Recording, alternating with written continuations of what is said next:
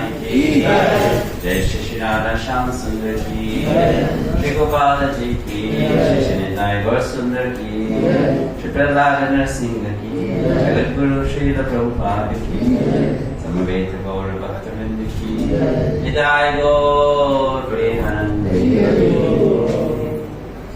हरे कृष्णा। हरे कृष्ण। भगवत गीता यथारूप अध्याय 7 श्लोक संख्या 7 चैप्टर 7 भगवत ज्ञान श्लोक संख्या 7। मतः परतरं नान्या किंचिदस्ति धनंजय मयि सर्वमिदं प्रोतं सूत्रे मणिगणा इव। मतः परतरं नान्या किंचिदस्ति धनंजय मयि सर्वमिदं प्रोतं सूत्रे मणिगणा इव। मतः परतरं नान्या किंचिदस्ति धनंजय मयि सर्वमिदं प्रोतं सूत्रे मणिगणा इव। अनुवाद और तात्पर्य। कृष्ण कृपामूर्ति अभय चरणारविंद भक्ति वेदांत स्वामी प्रभुपाद के द्वारा श्री प्रभुपाद की जय। हे धनंजय, मुझसे श्रेष्ठ कोई सत्य नहीं है। जिस प्रकार मोती धागे में गुंधे रहते हैं उसी प्रकार सब कुछ मुझ पर ही आश्रित है। तात्पर्य। परम सत्य साकार है या निराकार, इस पर यह सामान्य विवाद चलता है। जहां तक भगवत गीता का प्रश्न है, परम सत्य तो श्री भगवान कृष्ण है और इसकी पुष्टि पद पद पर होती है। इस श्लोक में विशेष रूप से बल है कि परम सत्य पुरुष रूप है। इस बात की कि भगवान ही परम सत्य है ब्रह्म संहिता में भी पुष्टि हुई है। ईश्वर परम कृष्ण सच्चिदानंद विग्रह। परम सत्य श्री भगवान कृष्ण ही है जो आदि पुरुष है। समस्त आनंद के आधार गोविंद है और वे सच्चिदानंद स्वरूप है। ये सब प्रमाण निर्विवाद रूप से प्रमाणित करते हैं कि परम सत्य परम पुरुष है जो समस्त कारणों के कारण है। फिर भी निरीश्वरवादी श्वेताश्वर उपनिषद में उपलब्ध वैदिक मंत्र के आधार पर तर्क करते हैं।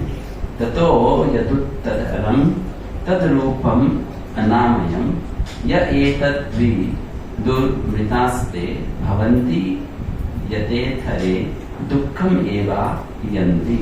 भौतिक जगत में ब्रह्मांड के आदि जीव ब्रह्मा को देवताओं, मनुष्य तथा निम्न प्राणियों में सर्वश्रेष्ठ माना जाता है, किंतु ब्रह्मा के परे एक इंद्रियातीत ब्रह्म है जिसका कोई भौतिक स्वरूप नहीं होता और जो समस्त भौतिक कर्म से रहित होता है। जो व्यक्ति उसे जान लेता है वह भी दिव्य बन जाता है, किंतु जो उसे नहीं जान पाते वे सांसारिक दुखों को भोगते रहते हैं। निर्विशेषवादी अरूपम शब्द पर विशेष बल देते हैं, किंतु यह अरूपम शब्द निराकार नहीं है। यह दिव्य सच्चिदानंद स्वरूप का सूचक है, जैसा कि ब्रह्म संहिता में वर्णित है और ऊपर उद्धृत है। श्वेताश्वतर उपनिषद के अन्य श्लोकों से भी इसकी पुष्टि होती है। वेदाहम एकम पुरुषम महांतम आदित्य वर्णम तमसः परस्तात् तमेव विद्वानति नित्यमेति नान्यः पंथा विद्यते अयनाय यस्मात् परं नापरम् अस्ति किंचित् यस्मान्यो नो जायोस्ति किंचित् वृक्ष एव स्तब्धो दिवि तिष्ठति एकस्तदेन पूर्ण पुरुषेण सर्वम्। मैं उन भगवान को जानता हूँ जो अंधकार की समस्त भौतिक अनुभूतियों से परे हैं। उनको जानने वाला ही जन्म तथा मृत्यु के बंधन का उल्लंघन कर सकता है। उस परम पुरुष के इस ज्ञान के अतिरिक्त मोक्ष का कोई अन्य साधन नहीं है। उन परम पुरुष से बढ़कर कोई सत्य नहीं, क्योंकि वे श्रेष्ठतम है। वे सूक्ष्म से भी सूक्ष्मतर है और महान से भी महानतर है। वे मुख वृक्ष के समान स्थित हैं और दिव्य आकाश को प्रकाशित करते हैं। जिस प्रकार वृक्ष अपनी जड़ें फैलाता है, वे भी अपनी विस्तृत शक्तियों का प्रसार करते हैं। इन श्लोकों के निष्कर्ष से निकलता है कि परम सत्य ही श्री भगवान है, जो कि विविध परा अपरा शक्तियों के द्वारा सर्वव्यापी है। ओम ज्ञानतिमिरन्दस्य ज्ञानाञ्जनशलाकया चक्षुरुन्मिलितं येन तस्मै श्रीगुरवे नमः। श्रीचैतन्यमनोभीष्टं स्थापितं येन भूतले स्वयं रूपा कदा मह्यं ददाति स्वपदान्तिकं। वन्देऽहं श्रीगुरो श्रीयुतापदकमलं श्रीगुरुन् वैष्णवांश्च श्रीरूपं सागरजातं सहगना रघुनाथान्वितं वंशजीवं साद्वैतं सावधूतं वैजनसहितं कृष्णचैतन्यदेवं श्रीराधा कृष्णपादान् सहगना ललिता श्रीविशाखान्वितांश्च नमो विष्णुपादाय कृष्णकृष्णाय भूतले श्रीमते भक्तिवेदान्त स्वामिनिति नामिने। नमस्ते सारस्वते देवे गौरवाणी प्रचारिणे निर्विशेष शून्यवादी पाश्चात्य देशतारिणे। नमो महावदन्याय कृष्ण प्रेम प्रदायते कृष्णाय कृष्ण चैतन्य नामिने गौरतुष्टे नमः। हे कृष्णा करुणा सिंधु दीनबन्धो जगत्पते गोपेशा गोपिका कान्ता राधाकान्ता नमोस्तुते। तप्तकाञ्चन गौराङ्गी राधे वृन्दावनेश्वरी वृषभानुसुते देवी प्रणमामि हरिप्रिये। वञ्चालभतरुभ्यश्च कृपा सिन्धुभ्येव च पतितानां पावनेभ्यो वैष्णवेभ्यो नमो नमः। जय श्री कृष्ण चैतन्य प्रभु नित्यानंद श्री अद्वैत गदाधर श्रीवासादि गौर भक्तवृंद। हरे कृष्णा कृष्णा कृष्णा हरे हरे हरे राम राम राम हरे हरे। हरे कृष्णा। इस श्लोक में भगवान अर्जुन को बोल रहे हैं, मतः परतरम न अन्यत् किंचिदस्ति धनंजय। मुझसे बढ़कर कोई नहीं है, अर्थात भगवान परम सत्य है। दक्षिण भारत में हम जाते हैं तो बहुत बड़ा विवाद होता है कि कौन परम है, कृष्ण या शिव, है ना। तो दक्षिण भारत में आपको ये दो ग्रुप के बीच में हमेशा झगड़ा दिखेगा। एक बोलेगा शिव परम है, दूसरा बोलेगा विष्णु परम है ना। तो शैवाइट और वैष्णव के बीच में झगड़ा होता रहता है दक्षिण भारत में। आदि शंकराचार्य के भी फॉलोअर्स हैं वहाँ पर, तो वो मायावाद सिद्धांत प्रस्तुत करते हैं। मायावाद सिद्धांत के अनुसार तो सब एक है ना। और फिर तंत्र विद्या में रुचि रखने वाले लोग भी हैं, वो शिव जी को प्रधान बताते हैं। और फिर वैष्णव है, रामानुजाचार्य के फॉलोअर्स, मध्वाचार्य के फॉलोअर्स, वो कृष्ण को परम बताते हैं। तो वैष्णव का परिभाषा वो है जो ये बात को स्वीकार करता है कि कृष्ण या विष्णु ही परम सत्य है। लेकिन वैष्णव अन्य देवताओं को या अन्य जीवों को या प्राणियों को, व्यक्तियों को ये समझता है कि वो कौन है। श्री विश्वनाथ चक्रवर्ती ठाकुर कहते हैं कि अगर कोई कहे कि कृष्ण परम है और शिव जी नहीं वो तो सामान्य है, तो वो कहते हैं वो वैष्णव को भी अपराध लगेगा। और कोई कहे शिव जी परम है लेकिन विष्णु तो सामान्य है, तो उस व्यक्ति को भी अपराध लगेगा। कोई कहे कि शिव और विष्णु के बीच में कोई अंतर नहीं है, तो उसको भी अपराध लगेगा। और कोई कहे शिव और विष्णु एक ही है, तो उसको भी अपराध लगेगा। तो विश्वनाथ चक्रवर्ती ठाकुर बोलते हैं कि एक भक्त को भगवान और भगवान से संबंधित सभी अन्य तथ्यों को या तत्व को अच्छे से समझना चाहिए। उस ज्ञान से अपराध नहीं होता है। तो अभी हम आपको एक विषय को समझाएंगे जो बहुत ही महत्वपूर्ण है। श्रील विश्वनाथ चक्रवर्ती ठाकुर बोलते हैं कि ईश्वर का अर्थ हुआ जो किसी के ऊपर में अधीन नहीं, किसी पे निर्भर नहीं, उसको बोलते हैं ईश्वर, है ना। जिसके ऊपर कोई नहीं है, जो किसी के कंट्रोल में नहीं आता है, जो पूरी तरह से स्वतंत्र है, उसको बोलते हैं ईश्वर, है ना। तो वो बोलते हैं कि अगर हम इस संसार का विश्लेषण करें तो इस संसार में दो प्रकार की वस्तुएं हैं, एक है चेतन और दूसरा है जड़, है ना। जो चेतन है उसमें बोलते हैं दो श्रेणी है, एक है ईश्वर जो पूर्ण स्वतंत्र है और दूसरा है जीव जो पूर्ण निर्भर है। ठीक है, ईश्वर पूर्ण स्वतंत्र और जीव पूर्ण रूप से निर्भर। तो बोलते ईश्वर में भी वही ईश्वर दो रूप में आता है, एक वो जो माया का स्पर्श कभी नहीं करता, माया को छूता नहीं है, माया से दूर रहता है, या माया उसके ऊपर कभी प्रभाव छोड़ नहीं पाती है।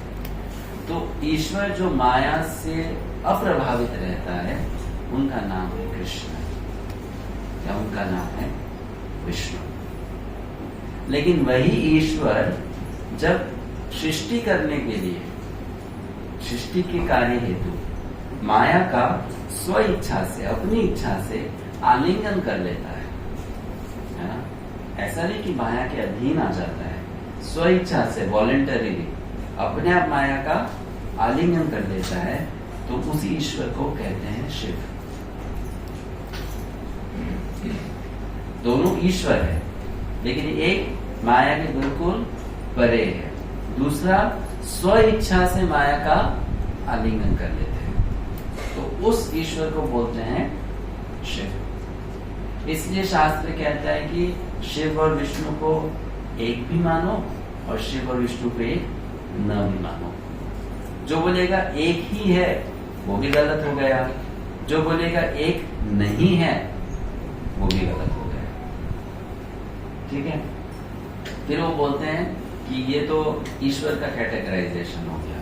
अब जीव को समझने की कोशिश कीजिए, तो फिर जीव में दो श्रेणी है, एक जो अविद्या के नीचे रहता है और दूसरा जिसको अविद्या छूती नहीं है।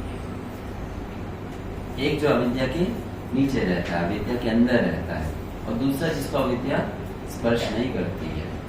तो जो अविद्या के अंदर रहता है उसमें 84 लाख योनि सब आ गए, देवता, असुर, दानव, मनुष्य, है ना, वृक्ष, कीड़े मकोड़े, पशु, जलचर, पक्षी सब आ गए।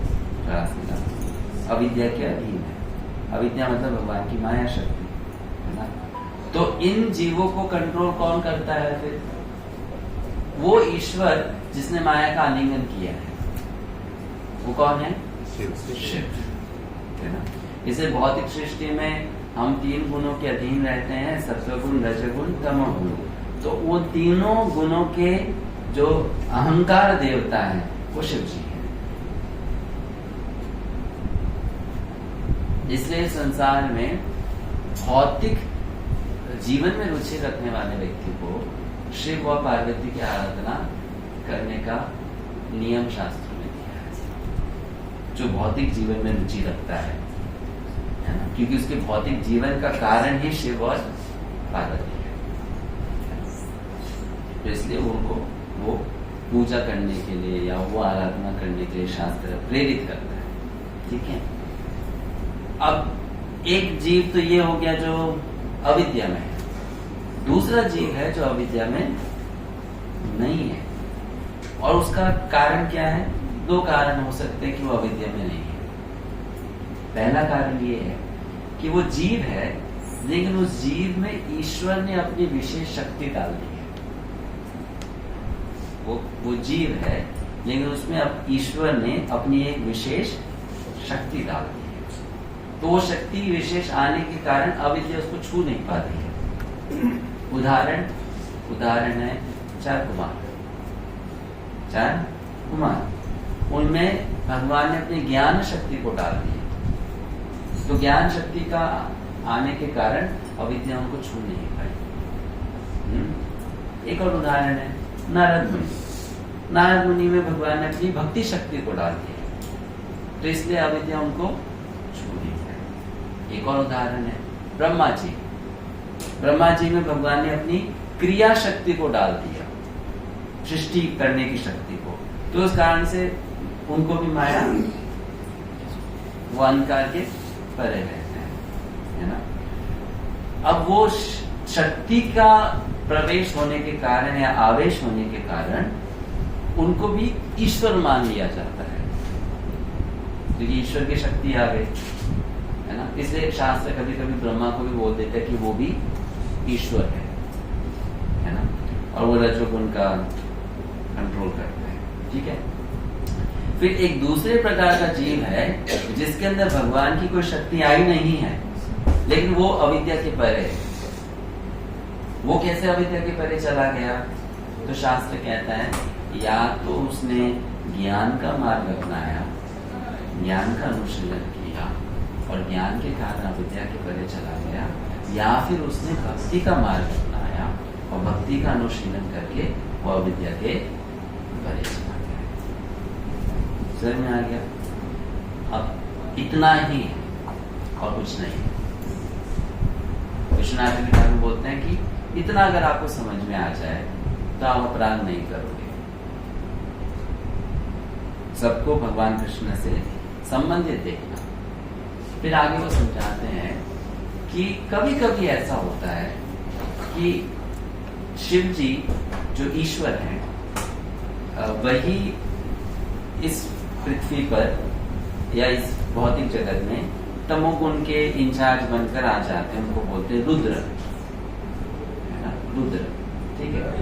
लेकिन कभी कभी उस रुद्र की गद्दी में बैठने के लिए वो उपलब्ध नहीं होते हैं, अवेलेबल नहीं होते हैं। तब उसमें भगवान क्या करते हैं, किसी जीव में अपनी विशेष शक्ति का आवेश करके उसको शिव बना देते हैं, है ना? वो ईश्वर नहीं है, लेकिन किसी कल्प में, किसी ब्रह्मा जी के जीवन काल में भगवान एक जीव को उठाकर उसमें अपनी शक्ति का आवेश करके उसको शिव की गद्दी पे बिठा दिया। तो इसलिए शास्त्र कहता है कि शिव और कृष्ण एक नहीं। उस केस में वो एक नहीं हुए, उस केस में एक ईश्वर हो गया, दूसरा जीव हो गया, है ना। लेकिन कुछ केस में शिव भी ईश्वर है और कृष्ण भी ईश्वर है। तो शास्त्र में हमको दोनों प्रकार के वाक्य मिलते हैं। एक वाक्य ये मिलेगा कि कृष्ण और शिव को एक मत मानो, अगर आप ऐसा करोगे तो आप पाषंडी हो। और दूसरी जगह ये वाक्य भी मिलेगा कि शिव और कृष्ण एक ही है, आप दोनों को भिन्न देखोगे तो अपराध हो जाएगा। बिल्कुल ऐसा ब्रह्मा जी के साथ में भी होता है। अधिकांश कोई जीव में भगवान अपनी विशेष शक्ति डाल के ब्रह्मा बना देते हैं, लेकिन कभी कभी वैसा कोई जीव नहीं होता है, कोई पुण्यवान जीव नहीं होता है, तो भगवान स्वयं ब्रह्मा बन जाते हैं। तो उस केस में शास्त्र बोलता है ब्रह्मा और विष्णु में कोई अंतर नहीं है। लेकिन कुछ कुछ जगह शास्त्र बोलता है कि ब्रह्मा और विष्णु अलग भी है। तो विश्वनाथ चक्रवर्ती ठाकुर क्या बोलते हैं? वो ये बोलते हैं कि हमें ये पूरा ज्ञान होकर हमें पता होना चाहिए कि ये सभी जो पर्सनालिटीज हैं, इनका आपस में संबंध क्या है। ऐसा ज्ञान रखने वाला व्यक्ति कभी भी इन लोगों के प्रति अपराध नहीं करेगा। समझ में आ रहा है? तो परम सत्य कौन है? कृष्ण ही है। लेकिन वही कृष्ण अलग अलग तरीके से अपने आप को इस सृष्टि में लाते हैं। जो भी आया उन्हीं से आया है। कृष्ण गीता में बोलते हैं कि 14 चैप्टर में सर्व योनिषु कौन्तेय, है ना, कि मैं सभी योनि को जन्म देने वाला हूँ। अहम बीज प्रदः पिता, है ना, तासाम ब्रह्म महद योनि, है ना। तो उस श्लोक पे टीका लिखते समय या एक्सप्लेनेशन व्याख्या देते समय आचार्य बताते हैं कि आप एक पुराण पढ़ोगे उसमें लिखा है कि शिव आपके पिता है, दूसरे पुराण पढ़ोगे उसमें लिखा है कि दुर्गा आपकी माँ है, फिर आप कोई और ग्रंथ पढ़ोगे तो उसमें लिखा है कि कृष्ण आपके पिता है। तो इसमें से सही क्या है? हम बोलेंगे हम वैष्णव हैं इसलिए कृष्ण पिता है। जो शिव जी का उपासक है वो बोलेगा मैं शिव को मानता हूँ तो शिव पिता है। और दुर्गा देवी की पूजा करने वाला बोलेगा हम तो दुर्गा के भक्त हैं तो दुर्गा माँ है ना। लेकिन एक ज्ञानी वैष्णव या शास्त्रों को जानने वाला वैष्णव बोलेगा ये तीनों सही है, तीनों सही है, कुछ भी गलत नहीं है। कैसे सही हो गया? तो हाँ, भगवान का शक्ति है, भगवान से अलग नहीं है। करेक्ट। तो आचार्य समझाते हैं जब कृष्ण बोलते हैं कि मैंने अपनी दृष्टि को प्रकृति पे डाला और प्रकृति पे दृष्टि को डालकर प्रकृति को गर्भवती बना दिया, ऐसे भगवान बोलते हैं। दृष्टिपात किया तो दृष्टिपात करने से प्रकृति गर्भवती हो गई और गर्भवती होने के कारण सभी जीवों का जन्म हो गया। तो आचार्य समझाते हैं कि वो भगवान की जो दृष्टि है, जो भगवान की आंखों से निकलती है, वही दृष्टि शिव है। वो दृष्टि ही शिव है कि भगवान की दृष्टि भी एक व्यक्ति है। भगवान का हर कुछ एक व्यक्ति है तो भगवान की दृष्टि भी एक व्यक्ति है। तो उस दृष्टि को शिव बोलते हैं, है ना। तो कृष्ण माया का स्पर्श नहीं करते हैं, कृष्ण की दृष्टि माया का स्पर्श करती है और वो दृष्टि को शिव कहा गया है। तो जीव के उत्पन्न होने में कृष्ण का भी हाथ है, शिव का भी हाथ है और उस प्रकृति का भी हाथ है। तो उस दृष्टिकोण से देखेंगे तो दुर्गा माँ होगी, शिव पिता हो गए और कृष्ण भी पिता हो गए, है ना। तो एक वैष्णव कोई सा भी शास्त्र पढ़ लेगा, तमोगुणी शास्त्र, रजोगुणी या सत्वगुणी, उसको कभी भी कंफ्यूजन नहीं होगा कि यहाँ पर ऐसा क्यों लिखा है। अगर शास्त्र में लिखा है कि दुर्गा माँ है तो गलत नहीं है, क्योंकि शरीर देने वाली माँ दुर्गा ही है ना। ये जो भौतिक शरीर देना ये दुर्गा ने ही दिया है, इसलिए दुर्गा को माँ बोलते हैं, जगदम्बा, है ना। और शिव को पिता क्यों बोलते हैं? क्योंकि वो गर्भ बनाने वाला काम शिव ने ही किया है ना। और कृष्ण को परम पिता क्यों बोलते हैं? क्योंकि ये शिव और दुर्गा दोनों कृष्ण से आए। एक वैष्णव अच्छे से समझता है, उसको कंफ्यूजन नहीं होता और वो फैनाटिक भी नहीं होता है ना। वो वास्तविकता में कभी झगड़ा नहीं करेगा दूसरों से कि नहीं हम तो शिव को बिल्कुल भी सम्मान नहीं देते, इज्जत नहीं देते, दुर्गा को बिल्कुल भी सम्मान नहीं देते। बहुत जगह हमने देखा कि इस्कॉन के भक्त लोग इन विषयों को अच्छे से प्रस्तुत नहीं करते या अच्छे से नहीं समझते, तो वहां पर प्रचार में बाधा आ जाती है ना। लोग बोलते हैं आप तो देवताओं का सम्मान भी नहीं करते, है कि नहीं? और ये गलत बात है। हमें देवताओं का सम्मान करना चाहिए, ऐसा नहीं कि नहीं करना चाहिए, करना चाहिए। जैसे कि हम किसी देश के प्रधानमंत्री को मिलेंगे तो उसका सम्मान नहीं करेंगे, करेंगे ना।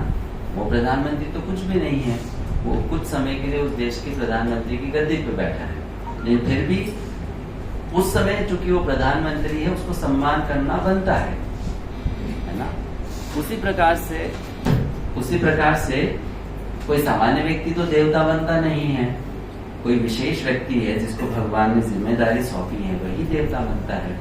तो देवता का सम्मान करना भी हमारा कर्तव्य है, लेकिन हम उनका सम्मान इस अंडरस्टैंडिंग के साथ नहीं करते कि वो भगवान है ना, लेकिन हम उनका सम्मान करते हैं। इसलिए कभी कभी डिवोटीज क्वेश्चन पूछते हैं, प्रभु जी वैष्णव को शिव जी के मंदिर में जाना चाहिए क्या, है ना, और जाते हैं तो हम क्या करना चाहिए? फर्स्ट ऑफ ऑल बिल्कुल जाना चाहिए। अगर कोई प्राचीन शिव का मंदिर है, आप तीर्थ यात्रा में गए हो, तो आपको बिल्कुल जाना चाहिए, है ना। बोलेगा ऐसा क्यों? क्योंकि हमारे आचार्य ने भी ऐसा किया है। महाप्रभु जहाँ पर भी जाते थे शिव जी का दर्शन भी करते थे, मध्वाचार्य जहाँ पर भी जाते थे शिव जी का दर्शन भी करते थे, है ना।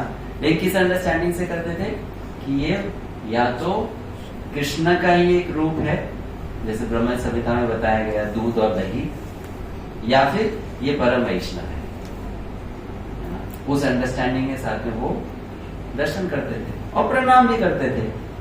लेकिन एक कथा आती है, जीव गोस्वामी इसको वर्णित करते हैं कि एक बार एक व्यक्ति था, उसको मुक्ति प्राप्त करनी थी, उसकी कुछ समस्याएं भी थी, तो समस्याओं का उसको समाधान भी करना था, ठीक है।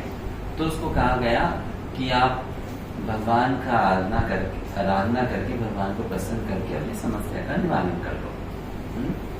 तो बोले भगवान की आराधना करने के लिए मुझे क्या करना होगा? तो बोले आप लिंग रूप में भगवान की सेवा करो। लेकिन अक्सर लोग सोचते हैं लिंग रूप में केवल शिव जी होते हैं, लेकिन वास्तविकता में लिंग रूप में कोई भी हो सकता है, विष्णु भी हो सकते हैं, शिव भी हो सकते हैं, कोई भी हो सकता है। जैसे अगर आप दक्षिण भारत में उडुपी में जाएंगे, उडुपी का नाम सुना है, मध्वाचार्य का पीठ है वो, है ना उडुपी। कोई आप लोग गए कि नहीं गए? नाम सुना है। दक्षिण भारत कभी जाने का मौका मिले तो उडुपी अवश्य जाना, है ना, क्योंकि गौड़िया वैष्णव के लिए, मध्वा गौड़िया वैष्णव के लिए हम लोग जो ब्रह्मोदय संप्रदाय में आते हैं, हमारे लिए उडुपी एक महत्वपूर्ण स्थान बनता है, क्योंकि मध्वाचार्य का वो मुख्य स्थान है ना, और हम लोग उसी संप्रदाय से कनेक्टेड है कि नहीं। तो वहां पर परशुराम जी का एक मंदिर है, बहुत प्राचीन मंदिर है, लेकिन परशुराम जी भी वहां पर लिंग के रूप में है, मूर्ति नहीं है, लिंग ही है। तो शास्त्र कहता है कि लिंग में कोई भी हो सकता है, देवी हो सकती है, शिव हो सकते हैं, विष्णु हो सकते हैं, कोई भी हो सकता है ना। इस प्रकार से उनको कहा गया कि आप लिंग रूप में भगवान की परम सत्य की उपासना करो। तो उस ब्राह्मण ने कहा इस पूरे क्षेत्र में विष्णु का कोई विग्रह नहीं है, इस पूरे क्षेत्र में शिवलिंग ही है। तो उन्होंने कहा कोई बात नहीं, आप शिवलिंग की उपासना करो, लेकिन आप शिवलिंग को परम सत्य मानकर उपासना करो, ऐसा उनको आदेश दे दिया गुरु ने। तो शिव गोस्वामी बोलते हैं कि उस भक्त ने उपासना करना शुरू कर दिया, ठीक है। अब वो उपासना करते समय जल चढ़ाता था उस लिंग पे, और वो बोलता था ओम नमः शिवाय, ओम नमः शिवाय। कभी कभी बोल देता था ओम विष्णवे नमः, ओम विष्णवे नमः, क्योंकि उसको बोला गया है ये परम सत्य है। लेकिन शिव भगवान विष्णु का भी एक नाम है, शिव केवल शिव का नाम नहीं है, जो भी नाम हो भगवान विष्णु का नाम है। अगर आप बोलोगे इंद्र तो भगवान विष्णु का नाम भी इंद्र है, आप बोलोगे चंद्र तो भगवान विष्णु का एक नाम चंद्र भी है, आप बोलोगे अग्नि तो भगवान विष्णु का एक नाम अग्नि भी है, आप बोलेगे शिव तो भगवान विष्णु का नाम शिव भी है ना। कैसे? क्योंकि हर नाम का एक अर्थ होता है, और वो सारे के सारे अर्थ विष्णु पे लग जाते हैं, है कि नहीं। शिव का मतलब क्या? जो मंगल देता है। तो क्या विष्णु मंगल नहीं देते? देते हैं, है कि नहीं। तो इसलिए वो ऐसे मंत्र का उच्चारण कर रहा था। तो एक दिन उसकी सेवा से प्रसन्न होकर उस शिवलिंग से नरसिंहदेव प्रकट हो गया,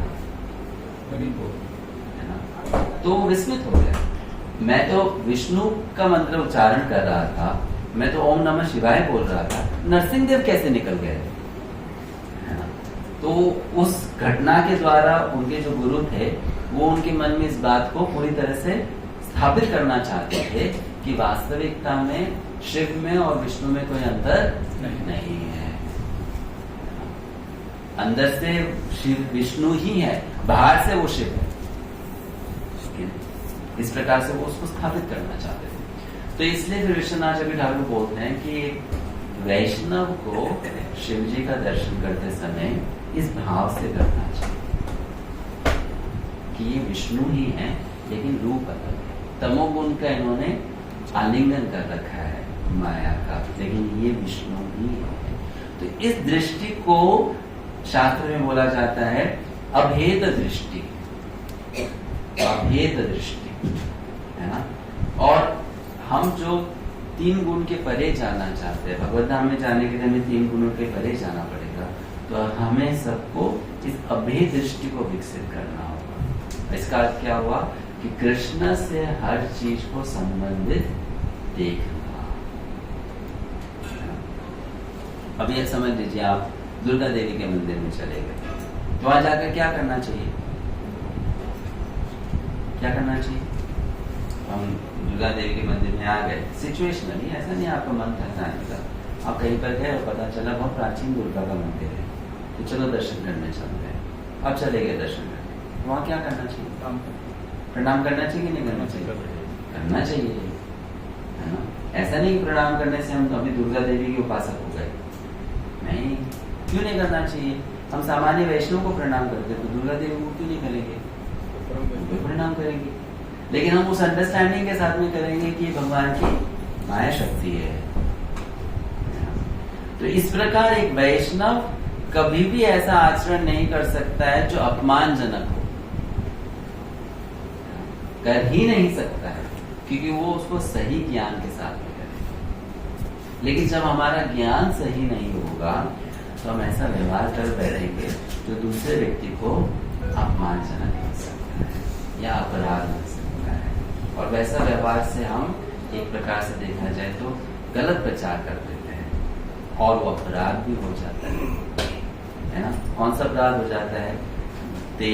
देवों को या देवियों को सही तरीके से नहीं देखने पर और उनके नाम का संबंध को भगवान के नाम के संबंध से नहीं देखने पर दूसरा नाम अपराध हो जाता है। शिव ब्रह्मा आदि देवों के नाम को भगवान नाम के समान या उनसे स्वतंत्र समझना। स्वतंत्र मतलब भेद दृष्टि, तो उससे दूसरा नाम अपराध हो गया, और दूसरा नाम अपराध हो गया तो फिर हमको नाम जप करने से कृष्ण प्रेम नहीं मिलेगा, है कि नहीं। तो इसलिए यहाँ पर हालांकि भगवान बोल रहे हैं मतः परतरम नान्यत्, तो ये सिद्धांत है, इसको हम एक्सेप्ट भी करते हैं, समझते भी हैं, लेकिन साथ ही साथ जो अन्य जीव हैं, देवता है, देवी है, उनके स्थान को समझते हुए हमें उनका अपमान नहीं करना चाहिए, उनको सम्मान देना चाहिए और समझना चाहिए कि वो कैसे कृष्ण से जुड़े हुए हैं, विशेषकर शिव जी। ये शिव तत्व जो है वो बहुत ही क्लोज है विष्णु तत्व के, इसलिए हमें शिव जी को सम्मान देना चाहिए। बहुत से ऐसे वैष्णव आचार्य रहे हैं जो शिव जी की उपासना भी करते हैं, है ना, शिव जी की सहायता प्राप्त करने के लिए, ताकि वो माया पे जीत प्राप्त कर सके।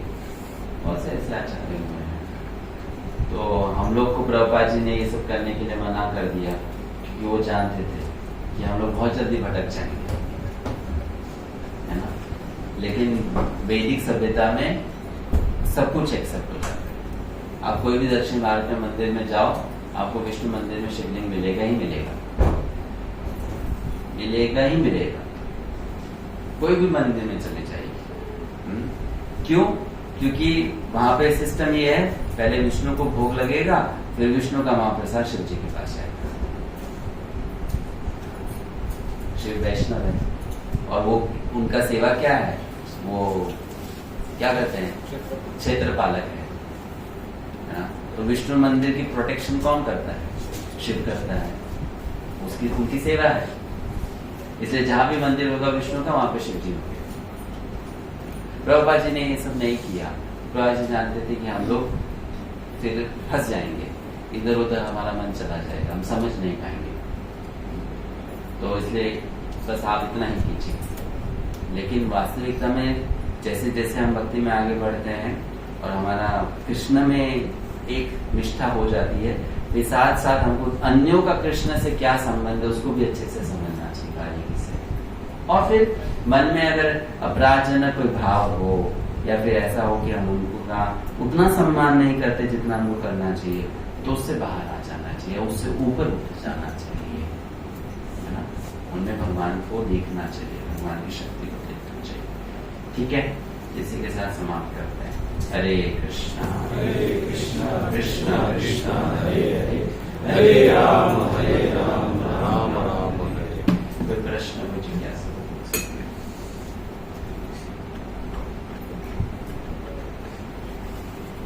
इस टॉपिक पे या अन्य कोई टॉपिक? वैष्णवानाम यथा संभव जो बोलते हैं तो वो कैसे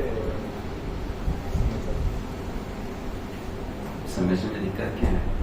वैष्णवानाम यथा संभव सभी वैष्णव में नहीं, मतलब वो परम वैष्णव जो है भौतिक जगत के अंदर, भौतिक जगत के अंदर वो परम वैष्णव। आध्यात्मिक जगत में तो उनसे भी बड़े बड़े वैष्णव, लेकिन भौतिक सृष्टि के अंदर वैष्णवानाम यथाश्रम वो सबसे परम वैष्णव। आध्यात्मिक जगत में तो फिर भगवान के नित्य पार्षद आ गए, तो वो शिव जी से भी महान वैष्णव है। बृहद भागवतामृत में वर्णन आता है ना, उसमें अलग अलग वैष्णव का स्तर बताया गया है। तो उसमें हम जानते हैं कि शिव जी है महान वैष्णव है, लेकिन शिव जी से भी ऊंचे स्तर के वैष्णव है। तो उस प्रकार से देखा जाए तो परम वैष्णव श्रीमती राधा रानी है। उनसे बड़ा भगवान का कोई भक्त नहीं है, लेकिन भौतिक जगत के अंदर में शिव जी परम वैष्णव। इस प्रकार में समझना है। वो जी शिव जी जीव तत्व है। शिव जी जीव तत्व नहीं, कुछ कुछ केस में जीव में भगवान विशेष शक्ति डालकर उनको शिव की गद्दी पे बिठा देते हैं। कुछ कुछ ब्रह्मा जी के कल्पों में कोई बोलता है शिव जी जीव तत्व है। तो मैंने बताया ना आपको, ब्रह्मा के कुछ कल्प में कुछ ऐसे ब्रह्मा होंगे जिसके कल्प में शिव का गद्दी पे बैठने के लिए किसी जीव को भगवान ने वो सा शक्ति दे दी, तो उस केस में जीव है, उस पर्टिकुलर केस में वो जीव है ना। इसलिए शास्त्र में आपको हर अलग अलग कल्प का उल्लेखन होता है। तो किसी कल्प में वो जीव थे, किसी कल्प में वो ईश्वर है, और हमको उसको समझना होगा कि हाँ सिचुएशन के हिसाब से। एक शिव तत्व बोला गया, हाँ? शिव तत्व भी बोला गया। शिव तत्व अलग तत्व है ना, जब हम ईश्वर की बात कर रहे हैं वो शिव तत्व है। लेकिन कुछ केस में जब ब्रह्मा जी की किसी कल में शिव उस गद्दी पे नहीं बैठते हैं, तो भगवान किसी एक जीव को विशेष शक्ति डाल के शिव बना देते हैं और तमोगुण का इंचार्ज बनाते हैं। जैसे हाँ, इंद्र का एक गद्दी है, ब्रह्मा का एक पद है, वैसे शिव एक पद हो जाता है। तो उस केस में शास्त्र बोलेगा शिव एक देवता है, क्योंकि वो जीव था, उसको भगवान ने विशेष शक्ति देकर एक गद्दी पे बिठा दिया है, तो शास्त्र बोलेगा शिव एक देवता है। लेकिन ब्रह्मा के अन्य कल्पों में स्वयं ईश्वर शिव बनते हैं, तो उस केस में फिर शास्त्र नहीं बोलेगा शिव देवता है, फिर शास्त्र बोलेगा शिव ईश्वर है। तो इस बात को बारीकी से हम समझेंगे तो हमें क्या पता चलेगा कि हाँ कुछ केस में वो देवता है, कुछ केस में वो ईश्वर है। डिपेंड करता है कि उस गद्दी में कौन बैठा है। इसलिए शास्त्र कहता है कि शिव और कृष्ण अलग है। कैसे अलग हो गए? एक कोई समय था जिसमें एक जीव शिव के गद्दी पे बैठा था, तो जीव तो कभी विष्णु तत्व के समान हो नहीं सकता, तो अलग हो गए ना। और शास्त्र में ये भी दिखाएगा कि शिव और विष्णु एक है। तो कैसे एक हो गए? क्योंकि वो भी ईश्वर है और ये भी ईश्वर है।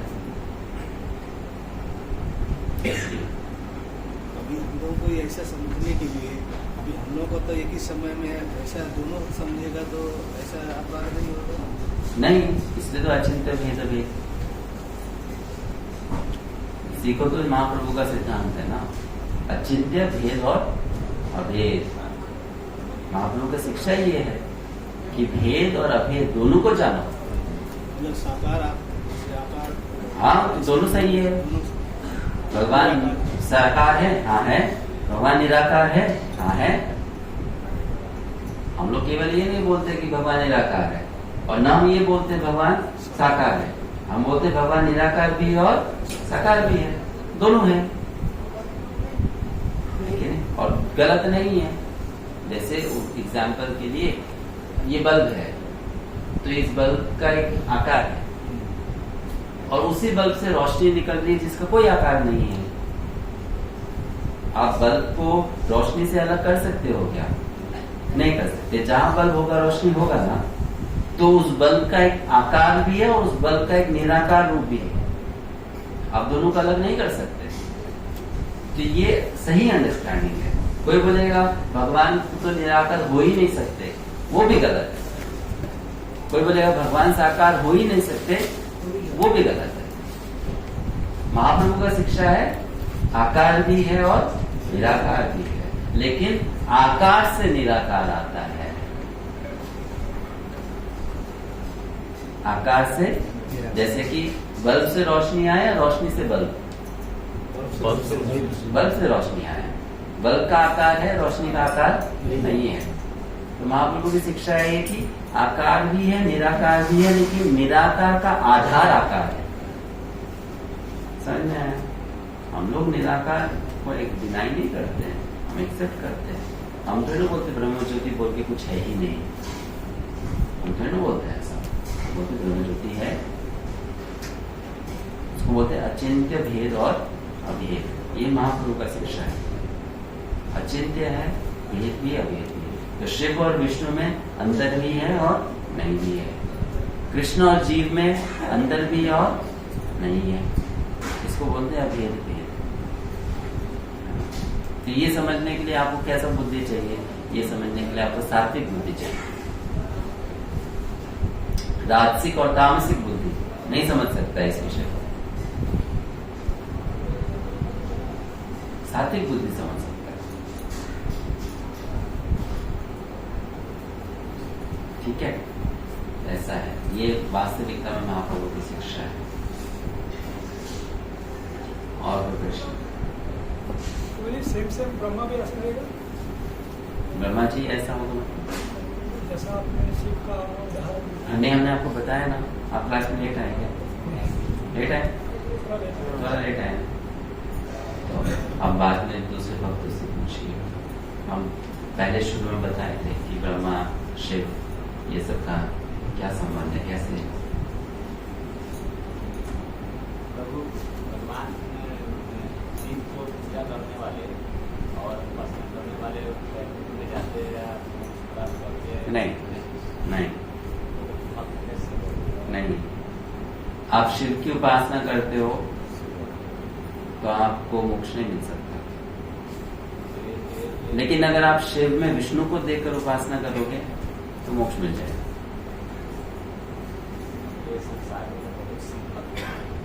हाँ, तो उनको मोक्ष कहाँ मिल जाएगा? शिव लोग तक तो जा ही सकते हैं। हाँ, शिव लोग तक जाएंगे। ये शिवलोक तक जाएंगे। शिवलोक क्या है पहले हमें समझना है।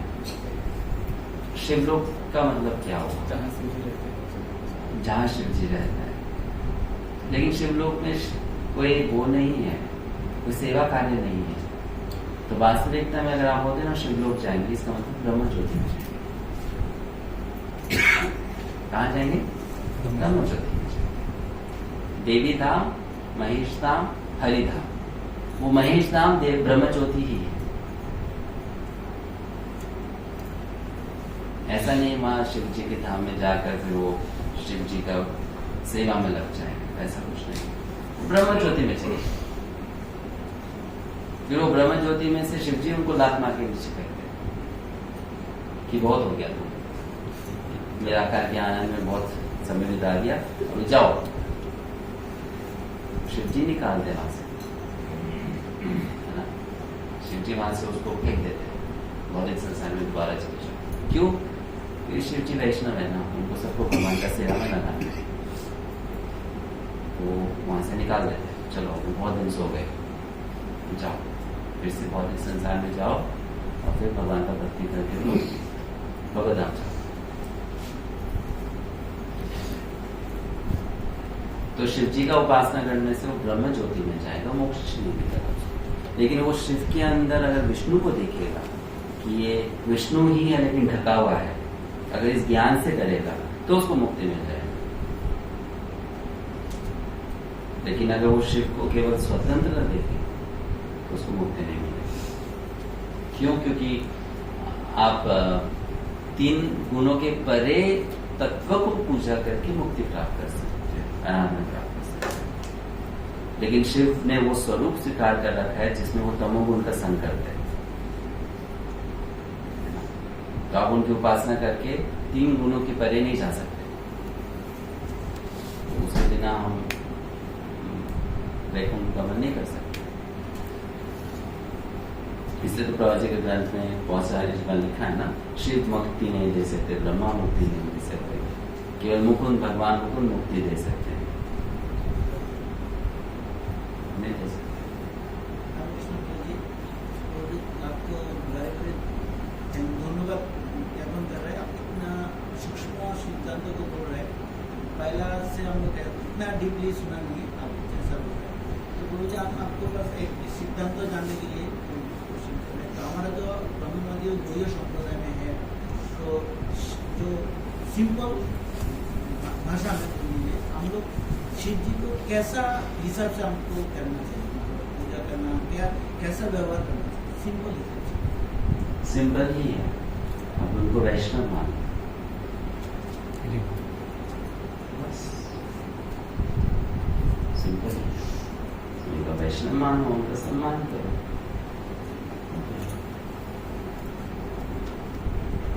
प्रभुपाद जी भी शिक्षा, प्रभुपाद जी का शिक्षा ही है, वैष्णव के रूप में देखना शिव को।